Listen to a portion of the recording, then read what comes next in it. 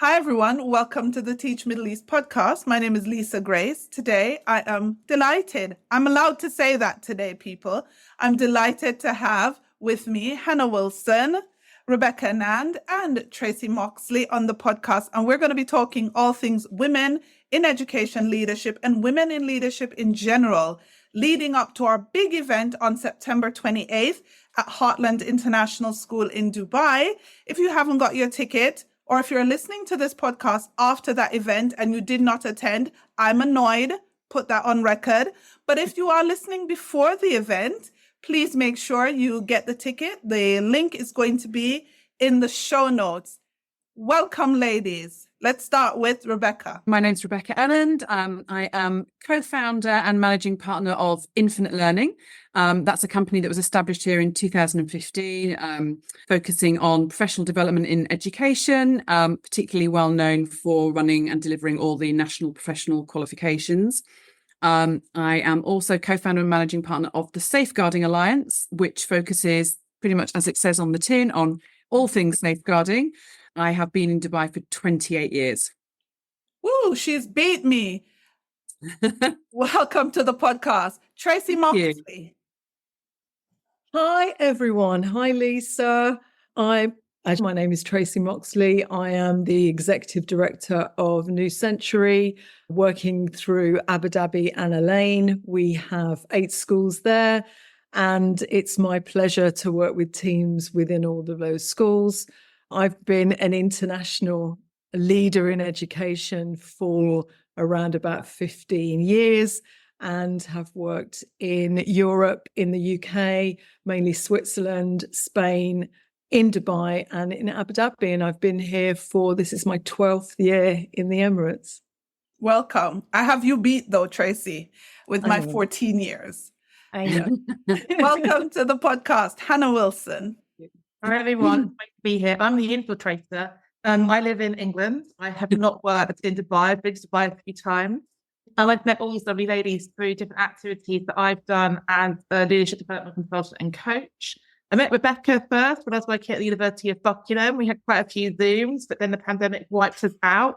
I came over to speak at Lisa's conference last February, which is why I met the lovely Tracy. And that's where this conference idea seed was sown. Brilliant. Thank you so much. Welcome.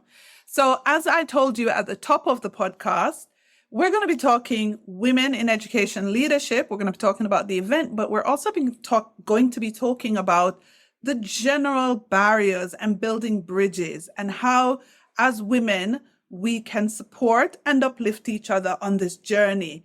Now, I'm going to go straight in and ask Hannah, before anyone runs off, because you know how they say about attention nowadays, before anyone runs off the pod after the first 2 minutes, I want Hannah to talk about the event first of all. What is it and what are we looking forward to on the 28th of September?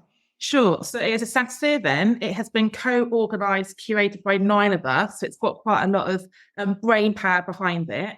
We have got a series of different keynotes. The feedback we have had from all the delegates so far is it's really hard to choose where to go because there are so many brilliant speakers and brilliant sessions on, you name it, everything going when it comes to being a woman in education, a woman leader in education, or a leader in education. The 2 key themes are around building bridges and breaking barriers.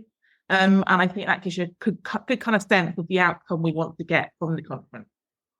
Brilliant. Tracy, let me go quickly to you. Okay. The people who are signing up but are a little bit hesitant, what do you think will be some of the key takeaways that we're hoping to deliver on Saturday, the 28th? So I think from all our perspectives, we want all of the people that come to be inspired by the event, inspired by the women that they will be able to meet and network with. We hope that they'll be able to share their experiences and listen to others that have their experiences of exactly that, breaking barriers and building bridges and being able to cross those bridges with or without mentors that are there. Hopefully on that day, they can also meet with other senior leaders, find out about different opportunities. And often in these events, networking is really key because you find out about different opportunities and you're inspired to go for it. So one of the things, we want to do is ensure that everyone who comes gets something out of it, whether that's sharing best practice, whether that's gaining knowledge, whether that's meeting people, getting insights, or even getting a mentor, meeting women who can support you on your journey. So I'm hoping that it's going to be all of those things, if not more. Yeah. And when we talk about getting mentors, and you can't do that unless you go, you shake the right hands, you talk to the right people, because a lot of us, we desire that, don't we, as women, but we are afraid to put ourselves forward. This is a friendly opportunity, I think, to get to know somebody who could potentially help you on your journey. But it's not been easy planning this event. Like, we've had meetings and meetings. Rebecca, what are some of the challenges that we've had so that people can appreciate what it takes to put on something like this? And how are we working through those?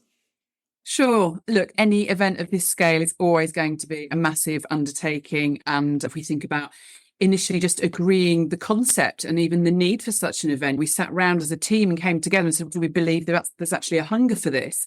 And obviously the answer was a resounding yes. The title of the event, the themes, securing those keynote speakers and additional speakers and panelists. Herding sheep has been an expression that's been used a few times along the way the last few months.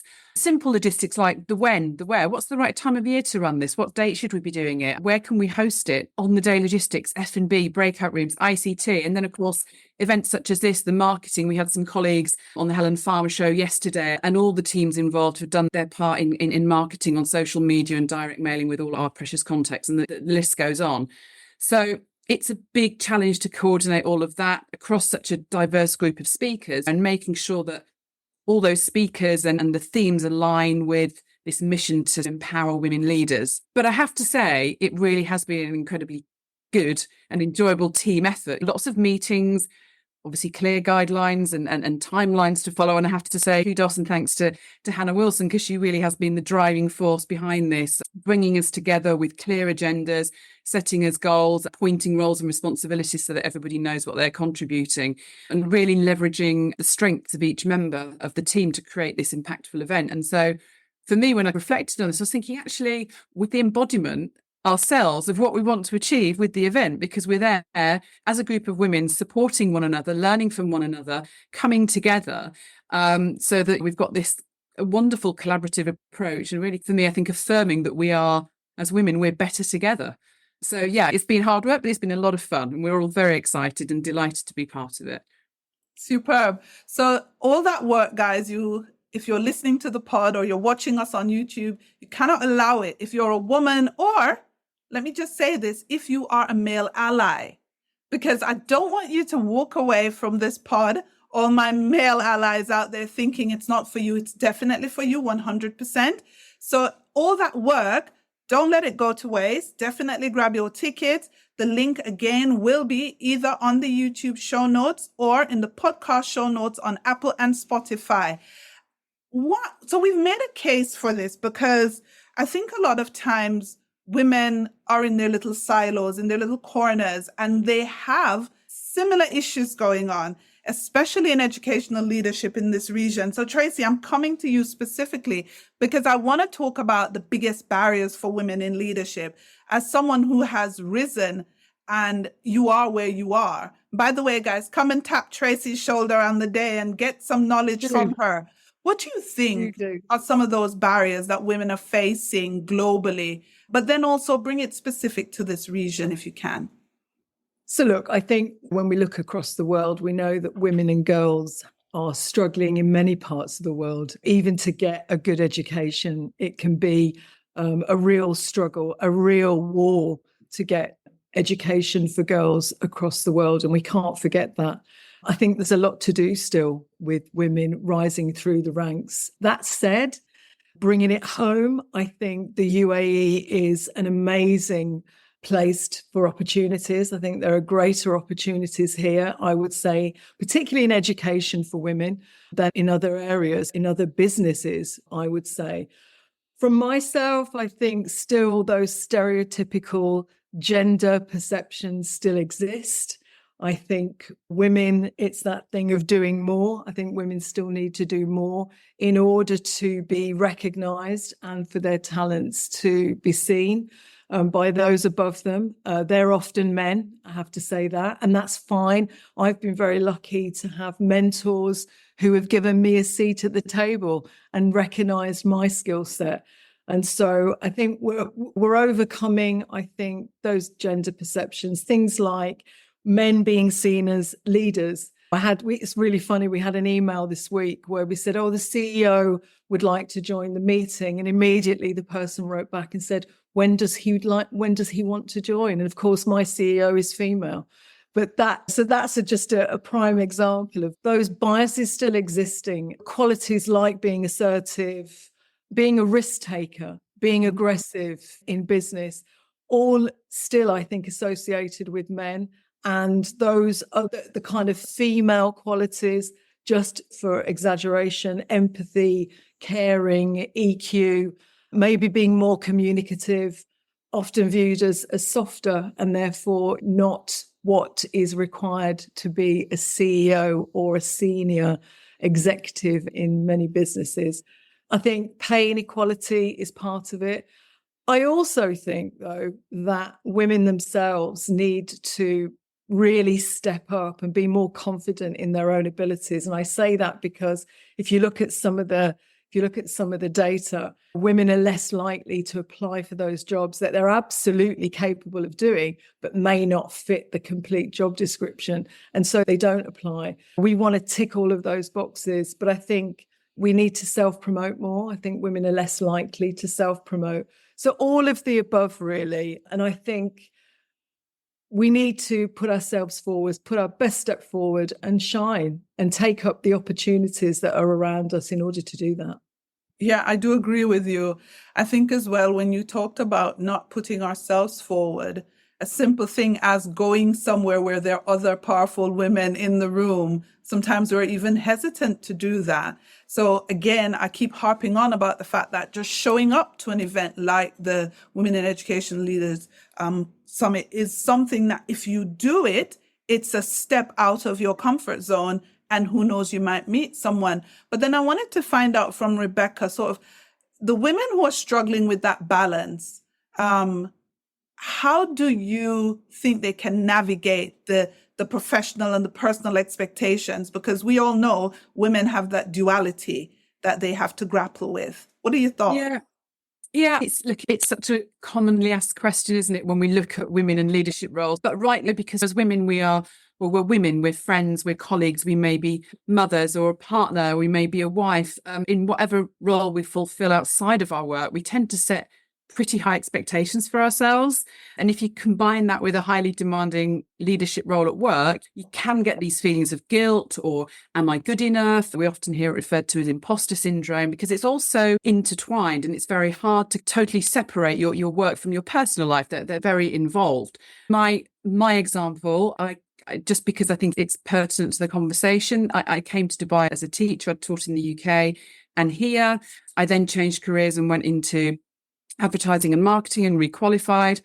I came back into education, working with British Schools of the Middle East as their regional CPD coordinator. And now I'm running 2 companies in Dubai. And there have been challenges along the way because I've had those high expectations. But then, of course, I've also had, what am I doing here? Do I really know what I'm doing? Because changing careers, you go back to the bottom again and you're starting again and you're having to learn and take those risks and not always get it right. In my personal life, I've got a husband and 3 children. I've got a big commitment to both music and sport that requires a lot of my time. So I know I've set those high expectations for myself, but I don't always get that balance right over that journey. And, again, can I do this? Am I good enough? But I also feel quite proud that I've challenged myself and that for my children, for example, they see that example of me working hard and struggling sometimes, that life's not always an easy path and you may take a path and fall down, but you get yourself up again and go for another one. And I think that's a really important message to women, not to be afraid to do that. And I'm not saying I'm perfect or I'm any hero at all, but that's just me. I've taken some of those risks. I guess if there was any advice, if I could go back and speak to myself, my younger self, I probably would say, don't think you have to do it all on your own. I wish someone had said to me, ask for help. It's fine to say, I don't actually know this little bit. In fact, I'll give you a really good example. Recently, I reached out to Hannah because we're doing this event and I'm moderating a panel, and I've been involved in similar things, but I haven't actually had that role in full. So I reached out to Hannah, who I know is very experienced in that role, and said, a couple of questions. Could you give me any top tips? Quick email back. It was super helpful. It's really helped guide my thinking around how I'm now going to form that session. It's okay to say, I don't know, and to look for that. I know we talked about it before, that kind of mentor role, having someone who's a role model and support. And I think it's fine to have the high expectations. It's also fine to not always meet them and to ask for help when you don't. I think for me, it's about making sure that women feel they're working hard in their personal life, but most women will also work very hard on their careers and they want to achieve, and they have every right to. So not to be afraid to take risks and to ask for help when you need it, I guess, would be my advice. Yeah, brilliant. I like that. And I want to keep it personal and move straight over to Hannah and just ask her, think back on your journey. Can you remember like an example of a barrier that you've personally had to face? How did you overcome that, Hannah? Oh gosh, a barrier. Choose your favourite. Choose your best barrier. Best one. Come on, best one. I'll tell you how I got involved in women leadership work, because that was a barrier. Okay, I got promoted quite quickly as a middle leader, and I found myself on SLT as the only female on SLT, and that happened to me twice. And I can hold my own with strong men. I'm a strong woman. I'm tall. I'm confident, but I wanted to have a slightly different conversation about my leadership trajectory. I wanted to talk to women about their path. And at that point, I was working in South London, and I went to what we call the local authority, any female heads of children at that point in secondary schools. So I joined Twitter. And we're talking like 15 years ago. I joined Twitter. So joining Twitter, I grew a network of an amazing women leaders who were a few years ahead of me in my network. I've still got friends and mentors from that barrier. The barrier was there, but I found a way to circumnavigate it. And as a result of that, I was one of the 7 people who started Women Ed 10 years ago, because we were looking for a space that was a woman leadership conversation. And 10 years on, if I think about the opportunities that actually just by recognizing I needed a different network, and I needed to actively get out there and network, I needed to find people, and as Rebecca said, after what I needed, my career, my life was completely different as a result of that decision. And when I came to your event, Leisa, back in February, and I had the same conversation with 10 women within 10 minutes of doing my talk, and Tracy was one of the ones who came to call me and said, we need to do a women leadership event. And I had the same conversation with so many different people that I thought there's a real appetite here. And when we first got together online as a group, we thought about who's here and who do we need. And that's when we reached out to Rebecca. We're like, we need people who are in this space, who are networked, who know how to organise an event. So going back to Rebecca's point about knowing what you don't know, but knowing who to go to, who does know what you know, intentionally building our network is really important. And I want to just emphasise that we launched this event on LinkedIn. LinkedIn is the place to be for professional networking, and educators aren't always there. And thinking about how visible you are and how you show up in that space is really key. And my challenge to everyone coming is go and connect with everyone who's coming to the event in advance. Go and find your speakers. Go and do the groundwork before you get to the event. So when you then come to Tracy's session, you're already connected. You can send a message and say, that was fab. Can I buy you a coffee? Or have you got your jobs at your school? We need to remove the barriers and be proactive and flip it, rather than thinking a week later, well, who was that person who ran that great workshop? I can't remember what her name is. So I want us to really think about that intentional networking. Yeah, I actually think that is key. I switched roles, so I was not always in journalism. I shudder to call myself a journalist. I am a teacher, former principal, shout out to Al Shaheen School. And I just, after having had my time in school leadership, just thought I'd do something different. But I didn't want to leave education. And sometimes when you don't see a physical mentor in front of you, you think you can't do it. So what I did, I just turned online and started to find virtual mentors. And I'm grateful because I've managed to meet quite a few of them in person over the years. But these are people I met on LinkedIn. These are people I met on Twitter before Twitter died.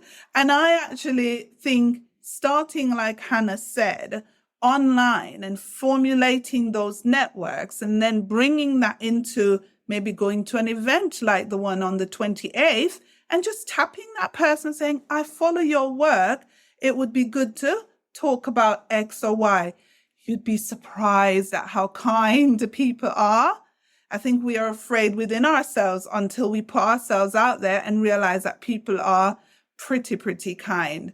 Tracy, future leaders, because Yes. there are going to be ladies who are going to be looking at you, looking at Rebecca, definitely looking at Hannah. They're looking at you ladies and thinking, I can't be you.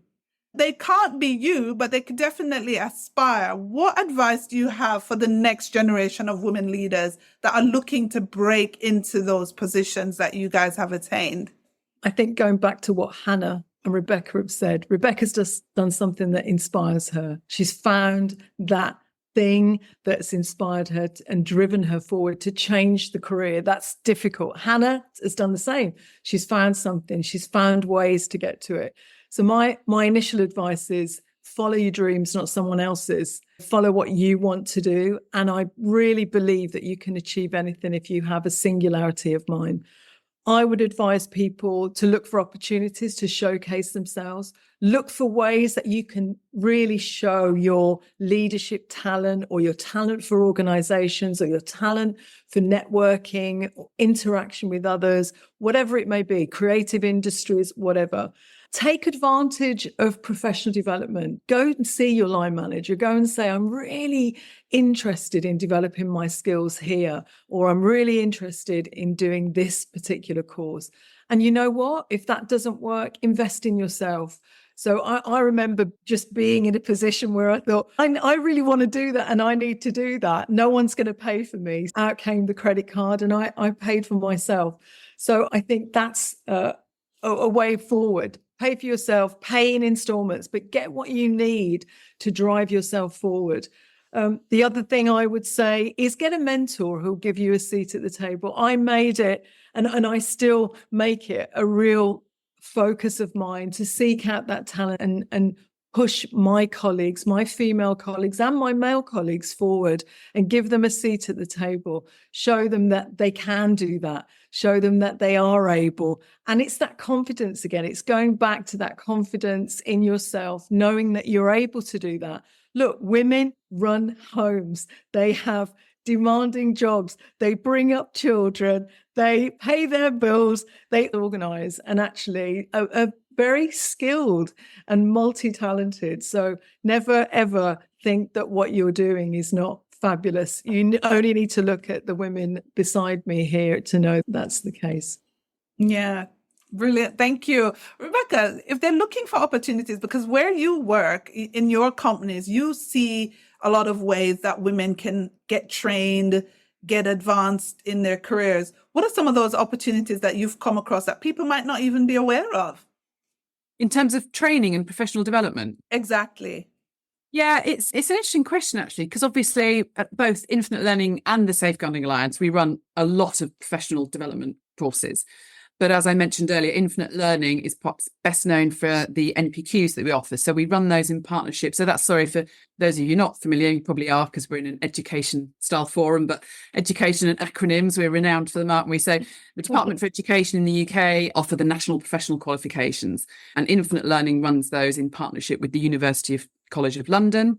We offer a face-to-face model, which is vitally important, actually, and we are their biggest international delivery partner, and we're very proud of that fact. We've taken thousands of delegates over the years through these programs.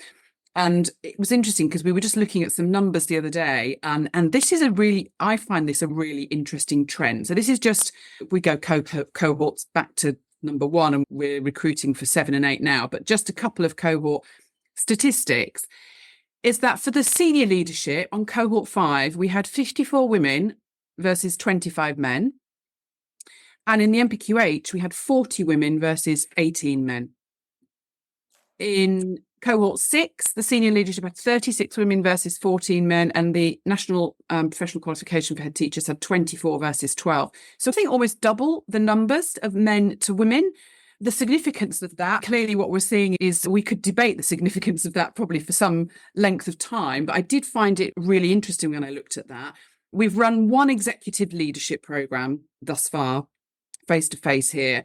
And that the difference there was the opposite way. So 9 men and 3 women at that high level. So I think, again, we could debate and analyze those statistics, but you're getting a picture there. I think on the one hand, we're seeing a lot more women taking up, looking, are hungry for those professional development opportunities that lead directly to a senior leadership position in schools, which is fantastic. And perhaps we're also we're not seeing yet, perhaps, although in Tracy's example, we do have a female CEO and that's fantastic, but perhaps across the board, we see more male people in the CEO kind of role, that executive leadership across a group of schools. And again, we can question why that is. But in counterbalance that, one of the other, and it is directly related to professional development and training opportunities, because we've seen those numbers and then we see the fruits of their professional development labour, if you like, because I'm very lucky across both companies to work with loads and loads of different schools across the region, not just in Dubai, not just in the UAE, but across the region. And I feel incredibly privileged to have worked with so many incredible, strong, inspirational, dynamic, driven women in leadership roles. And they are just everywhere you look, and it's just phenomenal. And I often wonder, had I stayed in education, as in working in a school, where I would be right now. And I'd like to think I would be senior leadership or maybe even ahead, who knows. But I often think to myself, I wonder if would ever have been as good as these women are, because they are so strong. And it's working in a school is hard, and at leadership level it's hard. And you may be up against working with a board of governors or a trust that may be male dominated, and you've really got to have that strength and resilience around you. So I don't know if that's answered the question around training, but I think those stats are quite interesting, and we are seeing more women go up that ladder. And I think it's important that women support other women as they go up that leadership ladder. Yeah, very much. I think also, apart from women supporting women, I want to talk to Hannah, because you run Diverse Ed. And so you understand that it's not just about women, but it's about diversity in the women moving towards headship, towards leadership.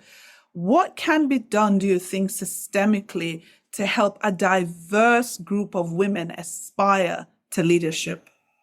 That's the big question, isn't it? So thinking about representation, why it matters for women in the system, but the girls looking at the women in the system as well. Like, we've got to think about the double kind of like loop here. The representation piece is a massive conversation over here in the UK. Like, going back to the data Rebecca shared, it's similar in the UK. 2/3 of the workforce are female, but only 1/3 of the heads are female, but they're mainly white female. And if we think about the range of diversity that human beings can have, we're not always looking at the data through an intersectional lens and thinking about the other identities as well. And the biggest demographic who leave teaching in the UK are women who are in their 30s with children. So thinking about the motherhood penalty as a diversity trait as well. We've got the new flexible working bill over here, because one of the big structural systemic barriers is how we do our contract. So there is a bigger, wider conversation there to have. And I think the data in the UK is almost a little bit misrepresentative. We've had an increase in women getting to headship, but they're often becoming heads of school under a male principal and a male CEO. So when I became executive principal of 2 schools, all my friends and family were like, yeah, Hannah's made it. I had 4 men above me, and they were all lovely men, but I still had 4 tiers above me. So I think there's something there about the data we collect and how we interpret the data. But we were talking earlier on about women not applying for jobs. We really should do more in-depth analysis of our recruitment data, not just who we appoint, but who applied, who got longlisted, who got shortlisted, who's deselecting and not even coming to interview. I get lots of calls from chairs of governors and CEOs saying, oh, Hannah, we tried really hard to get more women to apply for this headship role. Only men applied. How hard did you try? You did the same advert on the same paper with the same interview questions. Are you doing things differently? I think actually this comes down to a HR piece, a people development piece. We need to be much more strategically intentional about who we are as a school, how we're advertising ourselves as a school, what message we're putting out there about who we're trying to attract, and then think about the actual processes by which we're bringing people in.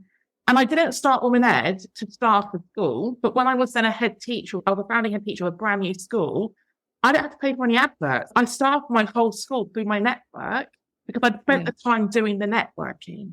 So who you meet at our conference in a few weeks' time, you might not need that connection right now, but in 10 years' time, you might think, well, I met that brilliant person. They're now working here. But I think we have to have more longevity in our kind of foresight about what we're thinking about with our relationships as well. My final point is, I think Tracy mentioned it a few times, but around mentoring. I think thinking about who gets to mentor, coach, and sponsor, and who gets to be mentored, coached, and sponsored is also something to really think about. But there's a lot of the data around men network more than women, and men sponsor men more than women sponsor women. And I think we need to be a bit more intentional about who's getting that door opened and that door wedged and that chair being pulled up for them. Because I think sometimes the quieter people, the people that put themselves forward, get overlooked. And actually, this is about us making sure we're looking around the whole room and thinking who might need a little bit, a tap on the shoulder to apply for that job, or a little bit more help, or a little bit of a boost. Brilliant.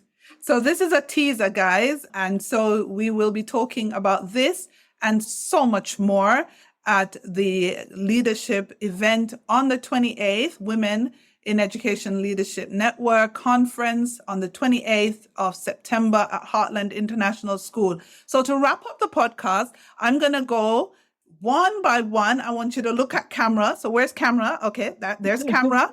And I would like you to invite in your own words everyone to come. So you're going to say why they should come from your own unique perspective. And I'm going to start with Tracy.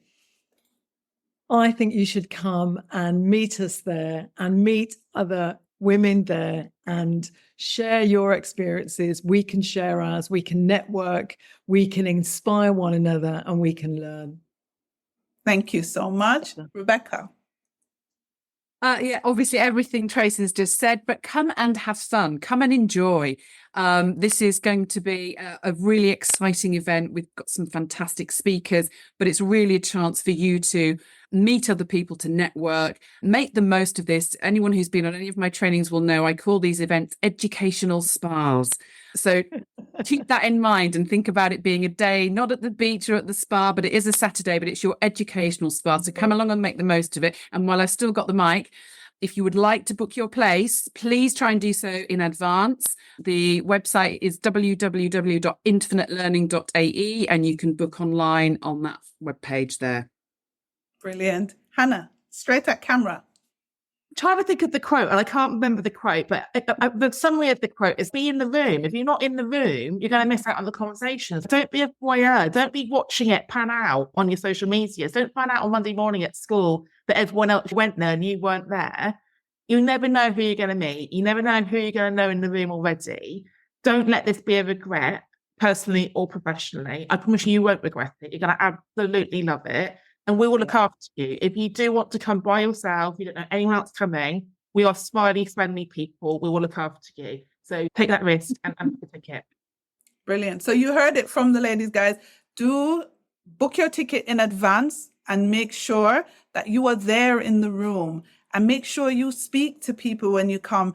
We host a lot of events at Teach Middle East, and I'm always up there going, talk to somebody, go and meet somebody. Say hello, because it is hard to break the ice sometimes, but believe me, everybody is in the same boat. Everybody has a little bit of nervousness around them. So if you say hi, they'll say hi back. And if they don't say hi to the next person, I guarantee somebody will say hello back to you.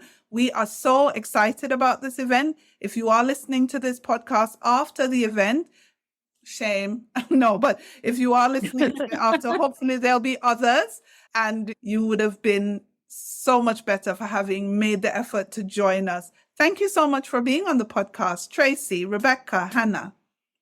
Thank you, Lisa. It's a pleasure. Thanks, ladies.